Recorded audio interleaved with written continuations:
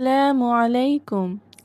যাদের রাতে ঘুমাতে দেরি হয় তাদের জন্য খুব গুরুত্বপূর্ণ একটি কথা। একদিন এক ব্যক্তি হজরত ইব্রাহিম ইবনে আদহাম রহমতুল্লাহ আলাইহির কাছে তর্ক করছিলেন যে পৃথিবীতে বরকত বলতে কিছুই নেই। তিনি বললেন, তুমি কি ছাগল ও কুকুর দেখেছো?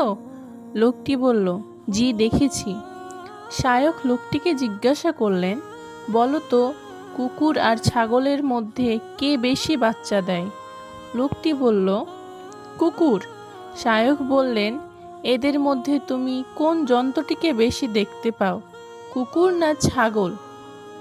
লোকটি বলল, ছাগল। শায়খ ইব্রাহিম ইবনে আদহাম রহমতুল্লাহ আলাইহি বললেন, ছাগলকে মানুষ খায়, কোরবানির সময় কত ছাগল কোরবানি করা হয়, এরপরও ছাগলের সংখ্যায় বেশি দেখা যায়, কমে না।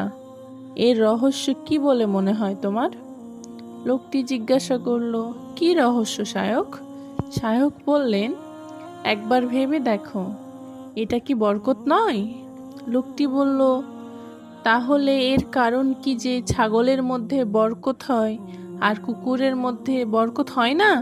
শায়খ বললেন, এর কারণ হলো ছাগল সন্ধ্যা হতেই ঘুমিয়ে যায় আর ভোরে জাগ্রত হয়। এই সময়টাই হয় রহমত ও বরকত বর্ষণের মুহূর্ত, ফলে তার মধ্যে বরকত হয়। আর কুকুর কুকুর সারা রাত জাগ্রত থাকে, ফজরের আগে ঘুমায়, তাই সে বরকত থেকে বঞ্চিত থাকে। একটু চিন্তার বিষয়, নবীজি সাল্লাল্লাহু আলাইহি সাল্লামের সুন্নাত হলো এশার নামাজ পড়ে ঘুমিয়ে যাওয়া, শেষ রাতে জাগ্রত হয়ে তাহাজ্জুদ পড়া। কেননা আল্লাহ রাতের শেষ তৃতীয়াংশে প্রথম আসমানে নেমে এসে বান্দাদেরকে দোয়া করার জন্য, ক্ষমা চাওয়ার জন্য ডাকতে থাকেন। আর আমরা সারা রাত মোবাইলে, ইন্টারনেটে, হারাম কাজে ব্যস্ত থেকে ঠিক এই সময়ে ঘুমিয়ে পড়ি, আর ফজরের তো খবরই নেই। আমাদের মধ্যে এমন অনেকেই আছেন যারা যখন শুনেন মসজিদের ফজরের আজান হচ্ছে, ঠিক তখনই তারা ঘুমাতে যান। তাদের মনে হয়, হায় রে, ঘুমের সময় হয়ে গেছে। কিন্তু তাদের এটা মনে হয় না, আজানটা যখন হয়েই গেছে, নামাজটা পড়ে ঘুমিয়ে পড়ি। অথচ রাসূল সাল্লাল্লাহু আলাইহি সাল্লাম বলেন, ফজরের কেবল 2 রাকাত সুন্নাত সালাত পৃথিবী এবং এর মধ্যে যা আছে সবকিছু চাইতে উত্তম। সুবহানাল্লাহ। তাহলে 2 রাকাত ফরজের কতটা মর্যাদা হতে পারে? এমন অতি মূল্যবান সময় আমরা ঘুমিয়েই কাটিয়ে দেই। তাহলে আমাদের কাজ কর্মে আল্লাহর রহমত দিবেন কিভাবে? আবার আমরাই দোয়া করে অস্থির হয়ে যাই আর ভাবি, আল্লাহ আমাদের দোয়া কবুল করেন না কেন? কিন্তু যখন আমাদের হাতে মোবাইল ছিল না, তখন সময়টা এমন ছিল না। আগের দিনের মানুষ সন্ধ্যার একটু পর পর 7-8টার দিকে ঘুমিয়ে যেত।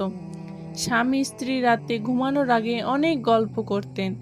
অনেক লম্বা একটা সময় ঘুমানোর পরে তাদের ভোর 5টার দিকে উঠতে কোনো সমস্যা হতো না। ভোরবেলায় তারা খামারে কাজ করতে চলে যেত। দুপুরের মধ্যেই কাজ শেষ করে বাড়ি ফিরত। তারপর বউ বাচ্চাদের সাথে সময় কাটাতে পারত। কিন্তু এখন তো আমাদের আর সেই সুযোগই হয় না। ঘুমের সময় ছাড়া আমরা কেউ বাসায় থাকি না, শুধু কাজ আর কাজ। আমাদের সামাজিক ঠুনকো হয়ে যাচ্ছে। নারীরা তাদের সঙ্গীর কাছে সময় ভিক্ষা চাইছেন, পুরুষেরাও তাদের নারীর কাছে, কিন্তু কেউ কাউকে সময় দিতে পারছেন না। তাই আসুন আমরা এখনই নিজেকে পরিবর্তন করি, আল্লাহর বিধানসমূহকে যথাযথভাবে গুরুত্বের সাথে পালন করি। তাহলে আশা করা যায় তিনি আমাদের দোয়া কবুল করবেন এবং কাজকর্মে বরকত দিবেন ইনশাআল্লাহ। মহান আল্লাহ আমাদের সবাইকে বোঝার তৌফিক দান করুক। আল্লাহুম্মা আমিন।